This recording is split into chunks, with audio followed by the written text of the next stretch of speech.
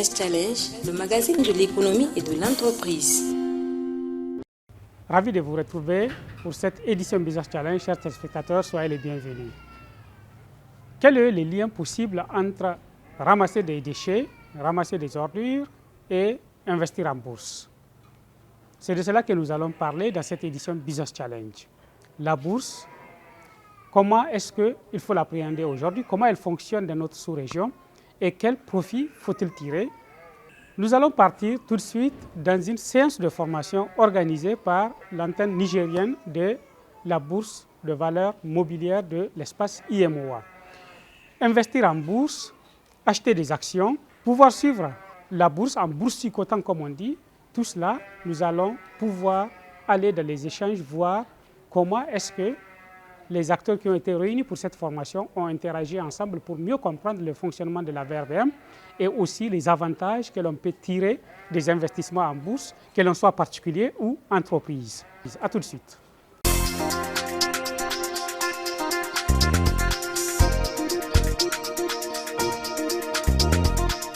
Le 10 avril 2025, les agents de l'agence AMA et d'autres participants ont suivi une conférence sur la Bourse régionale des valeurs mobilières BRVM à Niamey. Animée par le représentant de la BRVM au Niger, M. Ali Mohamed Kanda, l'objectif est d'éclairer les participants sur l'organisation, le fonctionnement et les opportunités offertes par la Bourse régionale des valeurs mobilières BRVM. Il s'agit à travers cette formation de promouvoir le marché financier régional de la BRVM et d'inciter le maximum de participants à s'y intéresser. La conférence s'est ouverte avec une explication claire du marché financier pour faciliter la compréhension de tous. Sur le marché des capitaux, c'est comme un marché ordinaire, c'est-à-dire que vous allez trouver un vendeur et un acheteur. D'accord? Les vendeurs, c'est ceux qui ont besoin de financement. Donc j'ai un besoin d'argent, j'ai besoin de financement. Je vais vendre quelque chose pour avoir de l'argent pour pouvoir financer mon projet. Donc l'acheteur, en général, c'est l'épargnant, c'est l'investisseur. Donc le marché des capitaux est divisé en deux. Donc vous avez le marché des capitaux courts, qui va nécessiter beaucoup de temps, beaucoup d'argent. Je vais sur ce marché, d'accord, pour lever des fonds. Mais ce n'est pas des personnes physiques qui peuvent aller là-bas, ce sont des entreprises, des personnes morales. Maintenant, ce marché des capitaux, ce marché financier, d'accord, il est divisé en deux. Vous avez le marché primaire et le marché secondaire. Le marché primaire, c'est quoi? C'est le marché où on vend des produits neufs. Et le marché secondaire, c'est le marché de l'occasion. Si j'ai besoin d'un produit d'occasion, je vais sur ce marché. Il y a deux types de personnes qui se rencontrent, des acheteurs et des vendeurs. L'émetteur, qui est le vendeur, c'est une personne morale, soit une entreprise, soit un État, soit une collectivité territoriale. Donc, elle va se lever, elle va dire au public, à tout le monde, j'ai besoin d'argent, je vous propose une partie de mon capital si je suis une entreprise.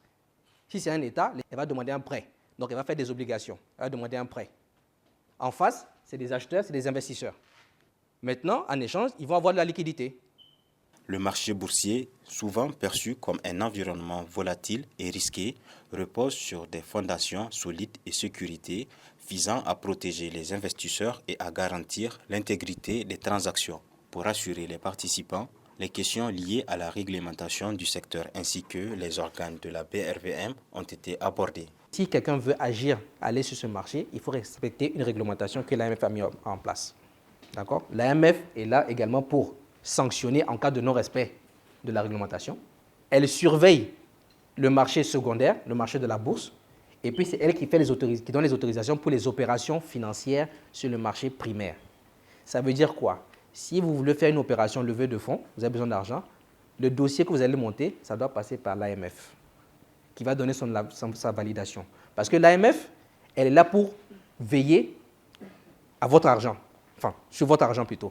Parce que vous qui êtes investisseur ou futur investisseur, vous allez investir sur une société. Il ne faut pas que la société vous arnaque, qu'elle prenne votre argent et puis elle disparaît. Donc, l'AMF est là pour contrôler ça, pour garantir ça.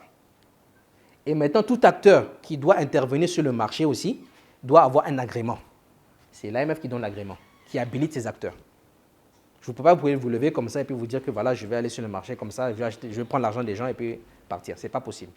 Oui, ça a été déjà fait, mais c'est des arnaques. Quand on voit ça, normalement, on doit prévenir l'AMF, on doit faire des enquêtes, tout ça, et puis attraper le monsieur normalement. Donc, l'organe de contrôle pour le marché financier régional, c'est l'AMF. Après, on a les intervenants commerciaux. Les intervenants commerciaux, ce sont des intermédiaires. Vous devez absolument passer par ces intermédiaires pour pouvoir acheter des actions, acheter des obligations ou bien lever des fonds. Si une entreprise ou l'État du Niger a besoin d'argent, elle est obligée de passer par un de ces intermédiaires pour pouvoir lever des fonds pour avoir de l'argent. Parmi ces intervenants, on a beaucoup, c'est listé.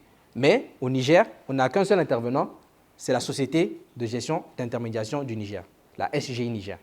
Donc, si vous voulez acheter, vous qui êtes futur des investisseurs, vous voulez investir sur le marché, à la bourse, vous devez passer par exemple, à la SGI Niger. La BRVM, normalement, nous, on est neutre avec la SGI.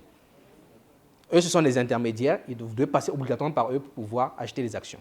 Créée en décembre 1993 et implantée dans 8 pays membres de l'UEMOA, la bourse joue un rôle fondamental dans l'accroissement des investissements et la levée des fonds au niveau régional. Elle n'est pas seulement un lieu où l'on achète et vend des actions ou des obligations. Plusieurs autres missions lui ont été assignées.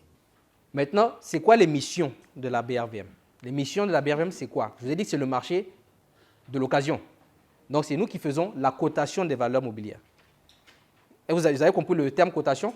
C'est nous qui donnons la valeur à l'entreprise, à l'action ou à l'obligation. D'accord? En fonction de l'offre et de la demande. Une fois que l'opération sur le marché primaire a été exécutée, c'est nous qui faisons la cotation, quand l'entreprise va être cotée en bourse. Deuxième mission, on organise le marché boursier. Donc, c'est nous qui mettons en place la réglementation du marché de l'occasion, le marché secondaire. Donc, on met en place les règlements qu'on doit respecter. Même si on fait de la réglementation, c'est avec le contrôle, sous le contrôle de l'AMF. Parce que, comme j'ai dit, c'est l'AMF, nous, c'est notre patron, nous, le AMF, celui qui est au-dessus. On fait la diffusion de l'information boursière. Vous, en tant qu'investisseur, futur investisseur, Inch'Allah, vous avez besoin d'informations boursières. Pour pouvoir acheter une action, vous avez besoin d'informations. Donc, c'est nous qui allons récolter les informations au travers des entreprises qui sont cotées. C'est pour ça qu'on dit que quand une société est cotée en bourse, il faut qu'elle donne ses informations, ses états financiers, ses rapports d'activité. C'est ça qu'on va prendre et puis on va vous diffuser ça à travers nos différents canaux, Internet, sites Internet, les réseaux sociaux. On diffuse ça pour que vous, futurs ou potentiels investisseurs, vous ayez ces informations pour pouvoir vous décider à investir, à acheter telle ou telle action. Et la dernière mission, c'est la promotion du marché. Ce que je fais aujourd'hui, c'est la promotion du marché. J'essaie de vous expliquer comment fonctionne le marché, vous inciter à venir sur le marché. On fait de la promotion auprès des investisseurs, on fait de la promotion auprès des entreprises pour qu'elles puissent venir être cotées en bourse. La cotation en bourse est une étape cruciale pour une entreprise souhaitant lever des fonds et accroître sa visibilité sur le marché. Cependant, ce processus est strictement réglementé et nécessite le respect de certaines conditions et quelques critères. Je vous ai dit qu'il y a deux valeurs mobilières qu'on propose, non? Actions et obligations. Donc ça veut dire qu'on a deux marchés. Le marché des actions et le marché des obligations. D'accord? Maintenant, sur le marché des actions, on a trois compartiments. Compartiment prestige, compartiment principal et le compartiment croissance. Ça veut dire quoi? Ça veut dire que si une société doit être cotée en bourse, elle va rentrer obligatoirement dans un des trois compartiments. Chaque compartiment a ses critères. Pour être coté en bourse, il faut être minimum une SA, société anonyme. Vous ne pouvez pas être une entreprise individuelle. Parce que si vous êtes une SA, vous n'êtes pas le seul à décider. Il y a un conseil d'administration. Donc vous partagez les décisions. Il faut avoir un capital social minimum pour les deux, parce que les deux premiers, compartiment prestige et compartiment principal, c'est pour les grandes entreprises. D'accord? Et le compartiment croissance, c'est pour les PME. Donc pour les PME, il faut avoir minimum 10 millions de capital. Pour les deux autres, il faut avoir 100 millions minimum. Autre critère, c'est la valorisation boursière. La valorisation boursière, c'est quoi? C'est la valeur de l'entreprise. Donc on va prendre les actions de l'entreprise qui sont dans le public, qui sont diffusées dans le public, et on va multiplier par le coût d'une action. Donc ça va nous donner la valeur de l'entreprise. Pour le compartiment PME, le troisième compartiment, c'est pas trop, on a essayé d'alléger les critères pour que les PME puissent venir sur le marché, pour que les PME puissent venir lever des fonds. Donc, on n'a pas trop de critères. C'est-à-dire, par exemple, il n'y a pas de valorisation boursière. Il n'y a pas de nécessité d'avoir une valorisation boursière pour les PME. Ce qui est nécessaire pour la PME, c'est qu'il faut des comptes certifiés, états financiers, les deux années avant l'introduction en bourse. Donc, il faut soit certifié par des cabinets comptables ou cabinets d'experts comptables. Donc, il faut avoir des états financiers. Parce que si vous êtes une entreprise individuelle, vous n'avez pas d'état financier non plus. On est d'accord? Des interventions et questions de la part des participants tout au long de la conférence ont permis d'éclairer davantage certains points, rendant le partage encore plus instructif et dynamique. Pour adhérer ou bien pour avoir un certain type de marché, on regarde le plus souvent le capital de talent. Or maintenant, on ne regarde pas parce qu'il y a des entreprises de capital de 100 000, 200 000 qui gagnent des milliards aussi. Donc moi, je me dis que cet équilibre... Si une entreprise va être cotée en bourse, ça dépend de la stratégie du promoteur. C'est une volonté du promoteur. Si nous, on fait des prospections, on va auprès des entreprises, tant que l'entreprise n'a pas décidé, le dirigeant n'a pas décidé, je ne peux pas le forcer, on ne peut pas le forcer. Quelle est la vision du promoteur? C'est quoi ta vision? Quand je viens le voir, qu'est-ce que vous voulez? Si je vois que sa vision, c'est de rester dans son coin, de gagner ses milliards, je ne suis pas pour vous, je ne suis pas là pour vous. Je ne sers à rien. Au niveau national et au niveau international, tu viens chez nous, on est là. Ça, c'est simple. Parce que j'ai vu que je vais voir des entreprises, des PME, ça me dit non, bon, je cours derrière eux, mais je vois qu'au final, ça ne sert à rien. Parce qu'il faut avoir une vision. Si vous n'avez pas de vision, si votre vision, c'est juste court terme, ce n'est même pas la peine. Je vous ai dit au début, le marché financier, c'est sur le long terme. Sur une PME, elle a commencé petit, mais ça fait 3 ans que je la suis, mais elle veut venir. Donc, je l'encourage. Donc là, maintenant, elle a décidé de venir petit à petit, donc de se transformer au fur et à mesure. Parce que, comme je dis, à chaque stade, une entreprise, à chaque stade de son évolution, elle a des différentes sources de financement. Quand je commence à créer mon entreprise, soit j'amène un apport personnel, soit je vais faire un prêt. Au fur et à mesure que j'évolue, que je me développe, tout dépend de ma vision. Est-ce que je veux me développer vraiment? Si je veux me développer, il y a les fonds qui sont là, il y a des sociétés d'investissement qui sont là, et nous sommes là aussi. Tout dépend de votre stratégie, de votre politique managériale, de votre vision. Tout part de la vision. En fonction de la vision, je décline en stratégie. En fonction de la stratégie, j'ai mes différentes sources de financement. Banque, microfinance, ainsi de suite, et à la BRVM. La première question est qu'en finance, on sait qu'il y a une relation négative entre le taux d'intérêt et le prix des titres. Maintenant, au niveau de la BRVM, quelles sont les stratégies que vous avez mises en place au cas où un investisseur part prêter de l'argent à la banque et achète des titres dans l'objectif de les revendre dans le futur et de réaliser un bénéfice et que le taux d'intérêt continue d'augmenter? Ça, c'est plutôt sur le marché des obligations. Parce que sur le marché des actions, ça ne joue pas. Ça ne joue pas là-dessus. Le marché des actions, c'est juste une part du capital, ça ne joue pas. Mais sur le marché des obligations, effectivement, ça peut jouer sur la valeur. Ça, effectivement, on n'a pas de mécanisme pour contrer ça. Parce qu'en général, normalement, il y a la BCAO qui est là pour pouvoir réguler au niveau des taux d'intérêt. Donc, normalement, les taux d'intérêt, il y a eu l'inflation, effectivement, tout ça, ça a joué. Mais normalement, on est en train maintenant de réguler. Mais en tant que tel, on n'a pas de mécanisme pour pouvoir contrer ça. Mais quand ça monte, effectivement, sur le marché des obligations, il n'y a pas beaucoup d'échanges par rapport au marché des actions. Le marché des actions, il est plus dynamique que le marché des obligations. Mais le marché des obligations, et même en manière générale, je ne parle pas trop du marché des obligations parce que les gens, comme je dis, c'est les intérêts. Les Nigériens en général, dans la culture, on n'est pas trop aller dans les intérêts, c'est riba. Donc c'est pour ça que moi je me focalise 90% sur les marchés des actions. Aujourd'hui, la plupart des entreprises nigériennes ont cette difficulté à lever des fonds. Même au niveau des banques, prenons par exemple le problème, la crise actuelle que traverse le marché bancaire. Si les banques nigériennes étaient cotées à la bourse, je pense que ce problème serait résolu d'une autre manière. Ce problème de trésorerie n'allait pas se poser. Il suffit peut-être d'augmenter le capital pour faire appel à l'épargne publique, pour lever des fonds et faire face à ces difficultés ou bien financer leurs projets de développement. Il y a beaucoup de grandes banques ou beaucoup de grandes entreprises au Niger qui peuvent, à travers la bourse, se développer à l'international.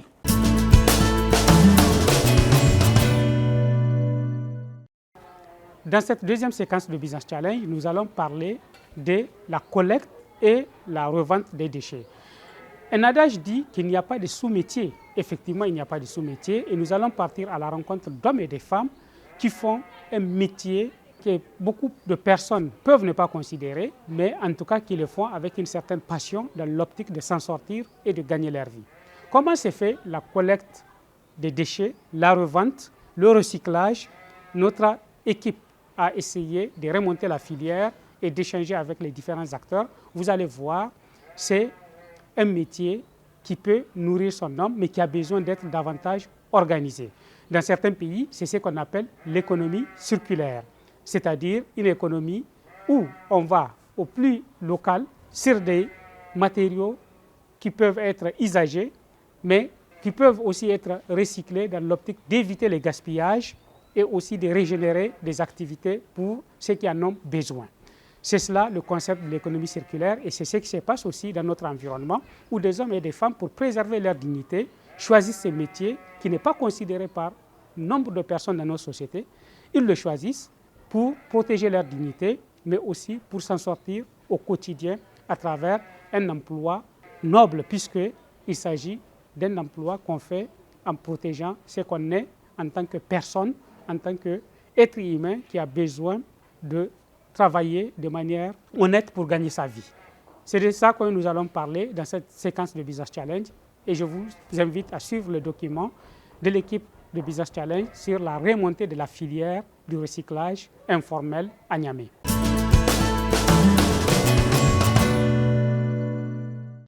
Dans un contexte où la gestion des déchets devient un enjeu majeur, le recyclage informel émerge comme une réponse souvent non considérée mais essentielle.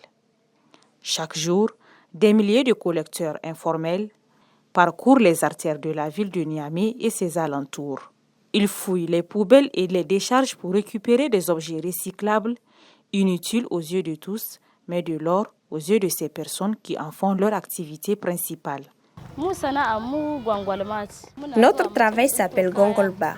Il consiste à faire le tour de la ville et des dépotoirs, sac à main pour collecter tout ce qui est objet en plastique, cristal et métal, jusqu'à ce que nous remplissons le sac ou parfois un demi-sac pour rentrer à la maison. Et nous reprenons le même exercice tous les jours. Après une semaine de collecte, nous passons au tri par catégorie d'objets afin de les vendre.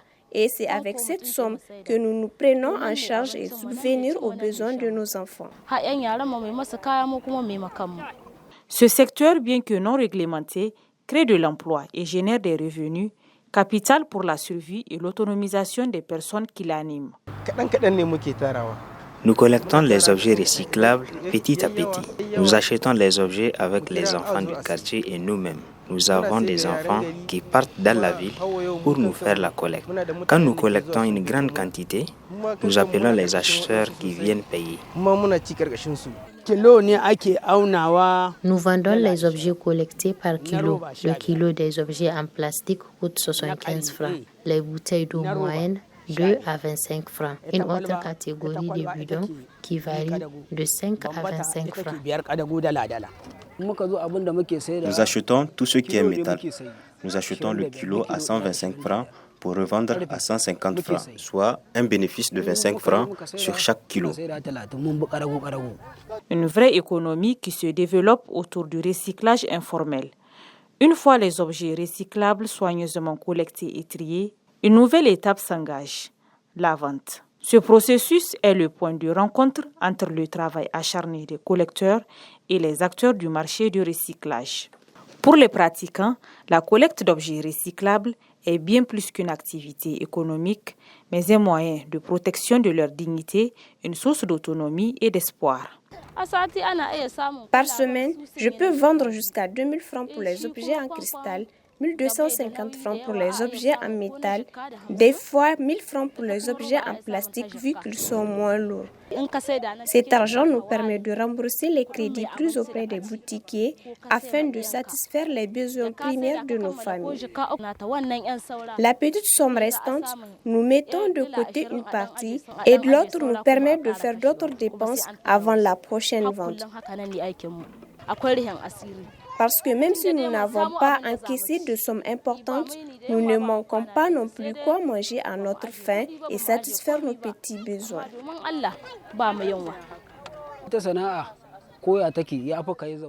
Une activité qui peut générer de quoi subvenir aux besoins Quelle que soit sa nature, elle est mieux que tendre la main à quelqu'un.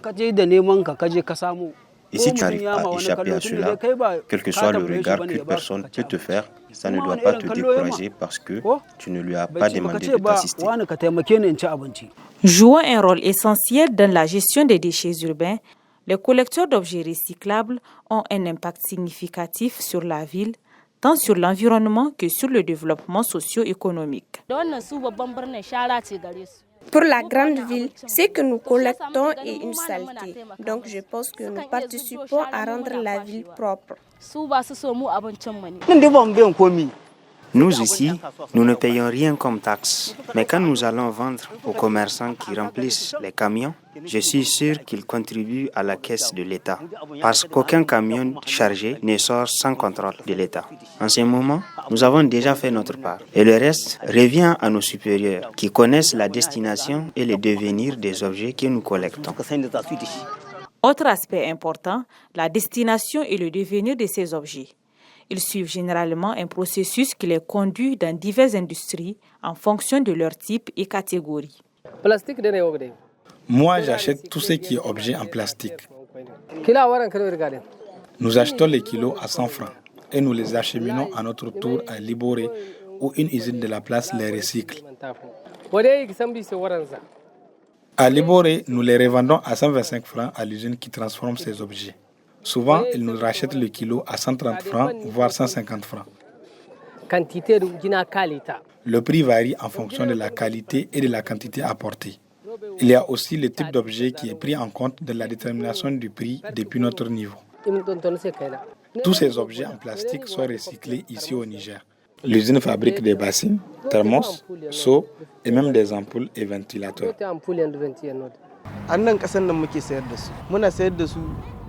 Nous vendons les objets ici à Niamey. C'est au marché de Katako que nous vendons, où les acheteurs eux-mêmes les revendent pour faire du profit.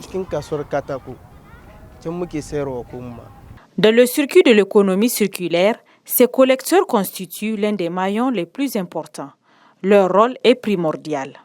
L'économie circulaire est un modèle qui vise à optimiser l'utilisation de ressources en réduisant le gaspillage, en allongeant la durée de vie des produits et en favorisant leur utilisation, réparation, le recyclage et aussi la régénération des ressources ou bien la régénération des matériaux.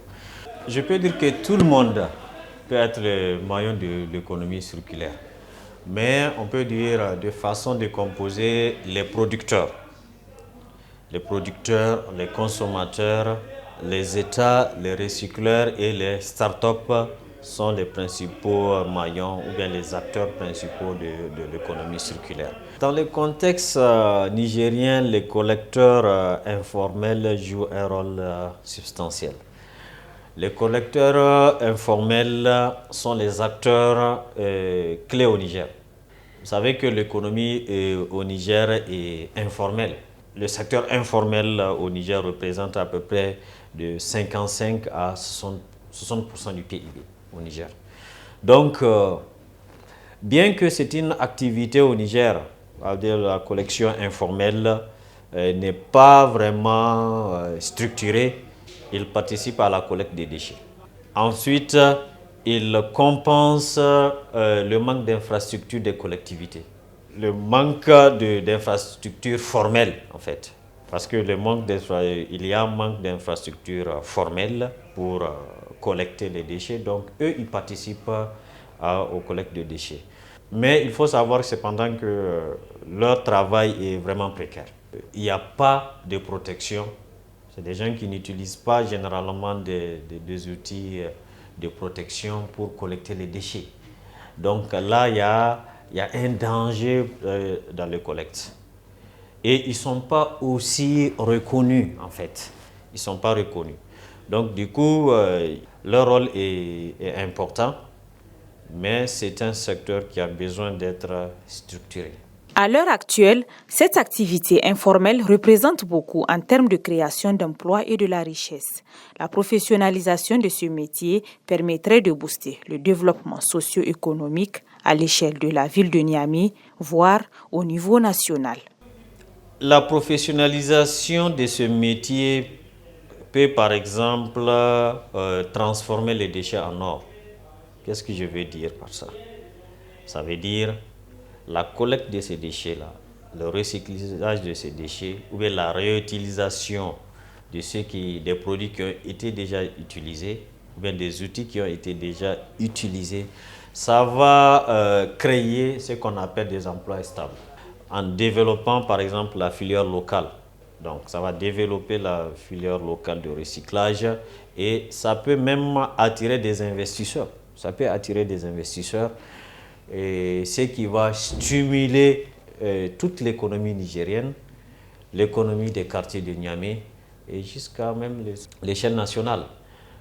Donc aujourd'hui, on peut voir dans beaucoup de pays comme la Côte d'Ivoire et autres, c'est un secteur qui est en train d'être développé et ça participe vraiment à l'économie locale et l'économie nationale de ces pays-là, comme la Côte d'Ivoire et le Sénégal. Soutenir et renforcer le développement de ce secteur peut être un tremplin pour booster l'économie nationale. Les avantages d'un bon circuit d'économie circulaire sont multiples et constituent une source de croissance de tous les secteurs économiques. L'économie circulaire, ça peut être un objet d'inclusion sociale. Aujourd'hui, il y a beaucoup de femmes et aussi des enfants qui sont dans ce secteur de collecte.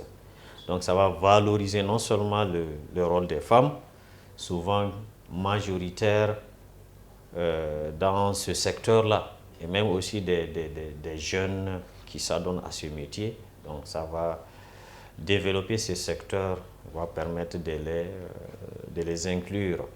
Et le développement de ce secteur aussi peut servir à attirer les financements verts. Par exemple, les ONG, les fonds climat, les ONG pour des projets verts, des projets locaux. Donc, et tous, et même les entreprises extérieures de recyclage peuvent être attirées à investir au Niger, et ce qui va participer à développer l'économie locale. Et c'est un objet aussi pour inspirer les politiques nationales. Ça veut dire intégrer l'économie circulaire dans les stratégies de développement. L'État doit l'intégrer dans les stratégies de développement durable au Niger. Donc, ce que je peux dire, c'est que l'État ou bien nos États doivent être regardants concernant ce secteur-là, parce que c'est un secteur nouveau, c'est un secteur qui va continuer à se développer et ça se développe même dans les pays voisins comme la Côte d'Ivoire, le Ghana et même le Sénégal. Donc il est temps que l'État du Niger puisse aussi donner de l'intérêt à ce secteur.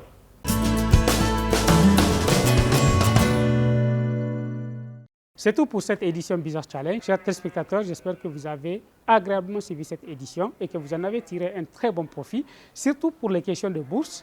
C'est quelque chose d'important puisque le Niger, dans l'espace IMOA, est l'un des pays où les citoyens comme les entreprises s'intéressent le moins à la bourse. Il faudrait qu'on change cette tendance et que nous investissions davantage en bourse, puisque aussi c'est un filon qui peut être rentable, c'est un filon qui a plein d'opportunités si l'on sait bien les exploiter. Merci de nous avoir suivis et rendez-vous dans 2 semaines pour une autre édition de Business Challenge. Et en attendant, vous pouvez toujours interagir avec notre équipe sur les réseaux sociaux. Cherchez Business Challenge, cherchez la chaîne Challenge TV ou bien tout simplement connectez-vous à travers la radio Challenge FM 96.6 MHz. C'est la radio des entrepreneurs, la radio du Niger qui avance. Merci et encore une fois, rendez-vous dans 2 semaines pour une autre édition de Business Challenge. Bonsoir.